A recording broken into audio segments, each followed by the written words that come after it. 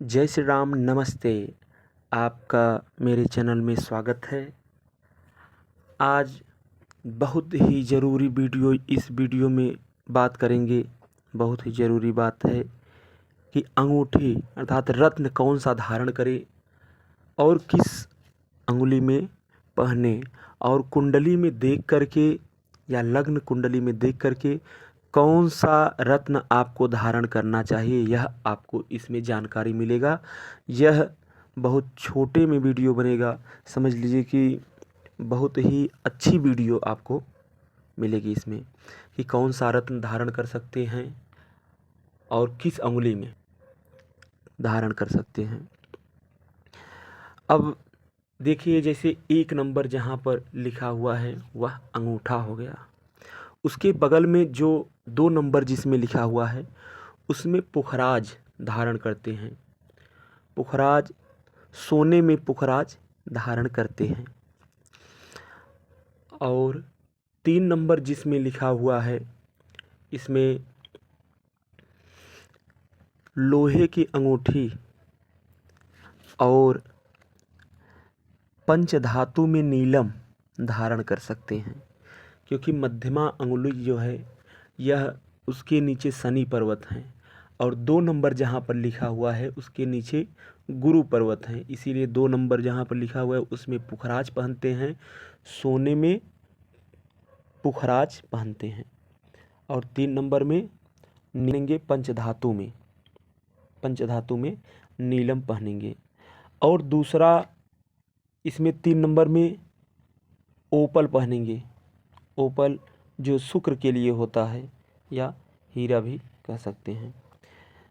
जो 4 नंबर अंगुली है इसमें माणिक पहन सकते हैं। माणिक जो है पंचधातु में या माणिक पहन सकते हैं।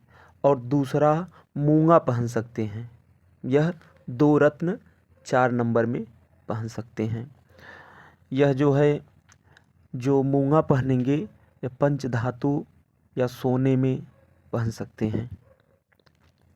और जो 5 नंबर अंगुली है, कनिष्ठिका जिसे भी बोलते हैं, छोटी अंगुली, उसमें चांदी में मोती पहन सकते हैं और जो पन्ना भी पहन सकते हैं इसमें।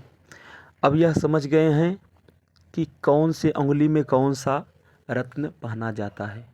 और दूसरा इसमें जानेंगे कि आपके कुंडली में देख करके कौन से भाव के स्वामी का रत्न पहनना चाहिए, तो वह भी आज हम जानेंगे। जैसे अपने लग्न कुंडली देखते हैं, अपना लग्न कुंडली खोल लीजिए। जो कुंडली है, आपकी जन्म कुंडली बना होगा उसमें लग्न कुंडली बना हुआ है।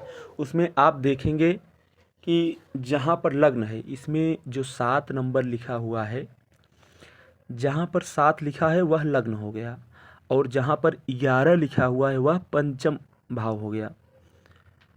जहाँ 7 नंबर लिखा है वह प्रथम भाव हो गया, और जहाँ पर 11 नंबर लिखा हुआ है वह पंचम भाव हो गया, और जहाँ पर 3 नंबर लिखा हुआ है वह भाग्य भाव अर्थात नवम भाव हो गया।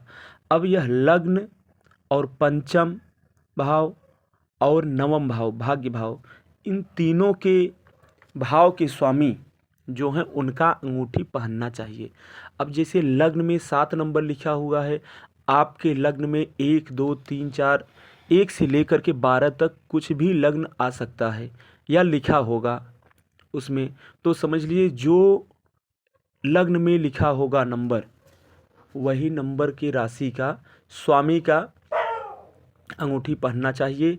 दूसरा, पंचम भाव, जो 5वें भाव में जहाँ पर 11 नंबर लिखा हुआ है वहाँ पर आपके लग्न कुंडली में चाहे 1 से लेकर 12 तक कोई भी अंक लिखा होगा तो वह उसी के स्वामी का नाम ग्रह, जैसे 11 नंबर इसमें लिखा हुआ है तो 11 नंबर के स्वामी हो गए शनि, और शनि का जो रत्न हो गया वह लोहा और नीलम हो गया। 2 में से एक कोई भी पहन सकते हैं। अब यहाँ पर जो ल लिखा हुआ है लग्न है, वह 7 नंबर लिखा हुआ है, हीरा या तो ओपल पहन सकते हैं। अब यहाँ पर जहाँ 3 नंबर लिखा हुआ है वहाँ पर समझ लीजिए कि आपके भाग्य भाव में जहाँ पर यहाँ 3 नंबर लिखा हुआ है और आपकी कुंडली में देखना पड़ेगा क्या लिखा हुआ है, उसी के अनुसार पढ़ना पड़ेगा 1 से 12 भाव तक क्या लिखा हुआ है। अब इसमें 3 नंबर लिखा हुआ है तो आप पन्ना धारण कर सकते हैं। अब आपको शायद समझ में आ गया होगा कि कौन सा रत्न आपको धारण करना पड़ेगा।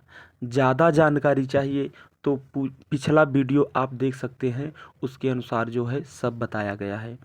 और इसमें आपके लग्न कुंडली में कोई भी अंक लिखा जा सकता है कहीं पर भी, क्योंकि जन्म के समय में जो लग्न था, जिस लग्न में आपका जन्म हुआ था, वही लग्न पहले भाव में आएगा। उसके अनुसार से चाहे तो इसमें 7 लिखा हुआ है, आपके लग्न कुंडली में 1 से लेकर के 12 तक कोई भी अंक लिखा होगा, उसमें से आपको मिलाना है। इस लग्न चार्ट से नहीं मिलाना है कि इसमें जो लिखा हुआ है वही पढ़ना पड़ेगा। आपके लग्न कुंडली में जो लिखा होगा उसके स्वामी, जैसे 1 नंबर लिखा होगा लग्न में तो आपको मूंगा सूट करेगा।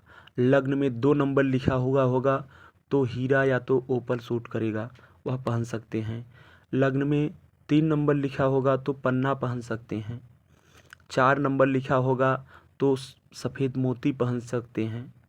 कनिष्ठिका अंगुली में सफ़ेद मूंगा होगा तो 4 नंबर जो अंगुली है इसमें पहन सकते हैं। और 2 नंबर जैसे लिखा रहेगा तो हीरा पहन सकते हैं 2 नंबर अंगुली में। और 3 नंबर लिखा रहेगा तो 5 नंबर वाले में पन्ना धारण कर सकते हैं। अगर आपके लग्न कुंडली में 4 नंबर लिखा होगा तो आप छोटी उंगली में 5 नंबर वाली में सफ़ेद मोती पहन सकते हैं। चांदी में पहन सकते हैं। 5 नंबर लिखा रहेगा तो माणिक पहन सकते हैं। आपके लग्न की बात कर रहा हूँ, 5 नंबर अगर लिखा होगा तो माणिक पहन सकते हैं। माणिक जो है 4 नंबर में पहन सकते हैं और पीतल या पंच धातु में।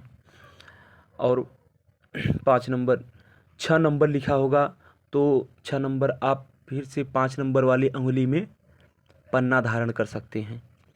और 7 नंबर लिखा होगा तो हीरा पहन सकते हैं। 8 नंबर लिखा होगा लग्न में तो मूंगा पहन सकते हैं। 9 नंबर लिखा होगा तो पुखराज पहन सकते हैं। और 10 नंबर लिखा होगा तो लोहा या तो नीलम पहन सकते हैं। 11 नंबर लिखा होगा तो भी उनके स्वामी कुंभ राशि हो गए, कुंभ राशि के स्वामी शनि हैं तो लोहा या तो नीलम पहन सकते हैं। और 12 नंबर लिखा रहेगा तो आप पुखराज पहन सकते हैं सोने में 2 नंबर की अंगुली में। और अगर 11 नंबर या 10 नंबर लिखा होगा तो इसमें 3 नंबर वाले में मध्यम अंगुली में पहनना पड़ेगा लोहा या तो नीलम। अब यह जानकारी आपको मालूम हो गया। इसी विधि से 5वें भाव में जहाँ पर इसमें 11 नंबर लिखा हुआ है उसमें आप पहन सकते हैं, जो भी राशि होगा उसके स्वामी का पहन सकते हैं। और हाँ, यह भी ध्यान देना है कि किसका महादशा किसका चल रहा है और कौन से ग्रह कमज़ोर हैं। अगर कोई ग्रह मजबूत अंश में है, बहुत अच्छे स्थान पर है, तो उसका रत्न नहीं धारण करेंगे तो भी आपको उसके महादशा अंतरदशा में लाभ करेगा। जो लग्न या पंचम भाव या भाग्य भाव के स्वामी मजबूत स्थिति में नहीं रहेंगे, उनको मजबूत करने के लिए रत्न धारण किया जाता है कि जैसे जो उनका प्रभाव रहता है अच्छा प्रभाव देने के लिए, वह समय आने पर महादशा अंतरदशा में लाभ प्रभाव करे। ठीक है। जय श्री राम, नमस्ते। शायद आपको इस वीडियो को बहुत ज़रूरी लगता होगा, मिल गया होगा। अगर अच्छा और किसी को भेजना हो तो शेयर कर सकते हैं, सब्सक्राइब कर सकते हैं। जय श्री राम, नमस्ते।